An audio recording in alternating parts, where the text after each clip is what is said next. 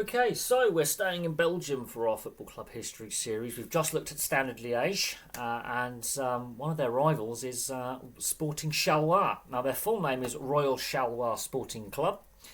Their nickname is the Zebras or Les Zèbres, and they are, again, Charleroi is deep in Wallonia, which is the French-speaking piece of Belgium, the southern half of Belgium. So it's a Walloon community, very similar to Liège. Big rivals.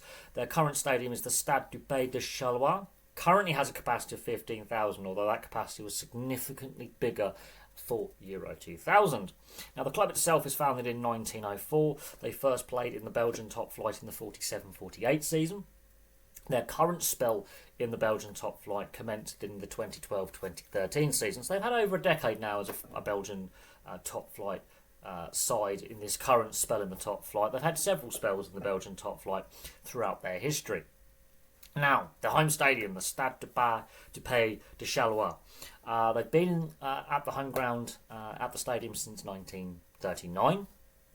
And before Euro 2000, the capacity was around 20 to 25,000. It was heavily upgraded for Euro 2000 with a maximum capacity of 30,000. It hosted 3 games at Euro 2000. The highlight reel game was England-Germany, which England win 1-0. Both sides failed to get out the group stage that year. Alan Shearer scoring the penalty at the Stade du Pays de Charleroi. And I believe that was Alan Shearer's last appearance and last goal for England as well. Now, following the tournament, it had a maximum capacity of 30,000. The capacity was reduced slightly to 25,000 again shortly after the tournament concluded. However, the capacity was really reduced in 2013 to just 15,000. So at the end of their first season back in the top flight, the capacity is basically halved from its peak capacity barely 13 years before, which I find very interesting.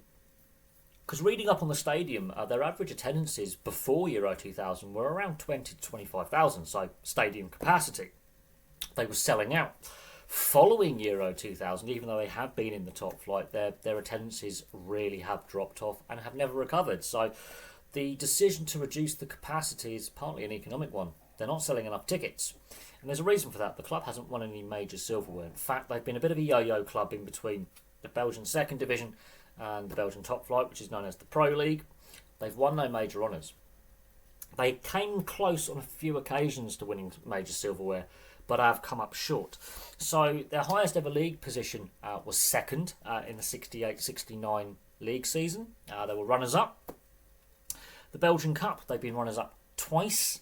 In the 77-78 season and the 92-93 season. In the 92-93 final, they famously lost to Standard Liège, one of their biggest rivals, so let that sink in. However, even though they come up short when it comes to potentially winning major honours, and they've come close on a couple of occasions, they actually have won the second division outright twice. The 46-47 season, so the season before their first top flight season, they win the second division outright, and the 2011-2012 season, they won outright the season before their current spell began in the Belgian top flight. They've also won the second division playoffs in 1985 to conclude the 84-85 season. So they're a pretty solid side when they're in the second tier. They do reasonably well. They just can't quite turn that into success in the Belgian top flight in the various cup competitions and in the league. They haven't won anything. And we're going to find a lot of that in the European leagues, especially in leagues like Belgium, like Holland, Spain, which we've done a lot of videos on the Spanish league, Austria, Greece. Only a certain number of clubs generally are successful. It's harder for more clubs to be successful. These leagues are considered less competitive. And when I started out on this this journey looking at football club histories and looking at the clubs from starting in England and then going across Europe, I found that some leagues are more competitive than people realise, especially Germany. People think Germany's just Bayern Munich winning all the time. Well, Bayer Leverkusen proved that last season. Even the great Munich sides of the past would not have competed with that Leverkusen side with their win percentage, which was ridiculous. Some leagues are a bit more competitive than we realise, although in Belgium's case, unfortunately, the second club we look at hasn't won a major honour. and Standard Liège haven't really been a force in Belgian football for some time, and they're considered one of the big clubs in Belgium. So there we go. There's a brief history of Sporting Charleroi, which is their common name. Their full name is Royal Charleroi Sporting Club. So there we go. Thank you very much for watching. Place your thoughts in the comments section below, and we'll have some more content for you very, very soon.